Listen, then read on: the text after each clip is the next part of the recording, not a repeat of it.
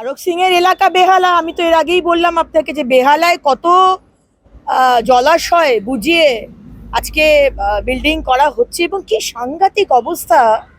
আমরা সোশ্যাল মিডিয়ায় দেখলাম যে কিভাবে গার্ডেন রিচে যে ছবিগুলো এসেছে, একটার গায়ে একটা বাড়ি, মানে কয়েক ইঞ্চি বোধহয় রয়েছে, হেলে পড়েছে। ফিরহাদ হাকিম এবং আজকে কলকাতা কর্পোরেশন কিছু জানে না।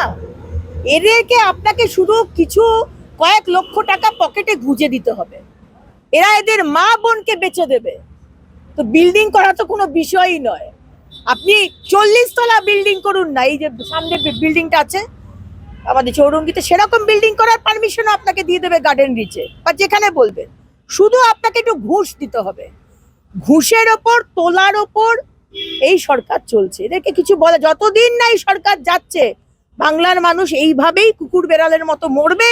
এবং আশা করি সংখ্যালঘুরা বুঝতে পারছে, এখন তারা বুঝতে পারছে যে কাদেরকে তারা এনেছে এই পশ্চিমবঙ্গে। দেখুন, বাংলার মানুষ রেডি হয়ে রয়েছে। কবে ইলেকশনের ডেটটা, যবেই যেখানেই হয়েছে ইলেকশনের ডেট ঘোষণা, সে যাবে বুথে এবং সে পদ্ম ফুলে মারবে। এখানে কে প্রার্থী হলো that is not important.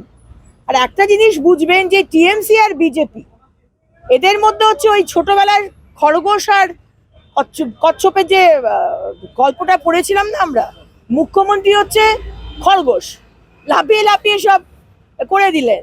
Ultimately তো slow and steady wins the race. BJP will win the race. একটু ধৈর্য ধরুন, ভালো ক্যান্ডিডেট আসছে, স্বচ্ছ ক্যান্ডিডেট আসছে। বাংলার মানুষ যাকে বিশ্বাস করবে, যার ওপর ভরসা করবে,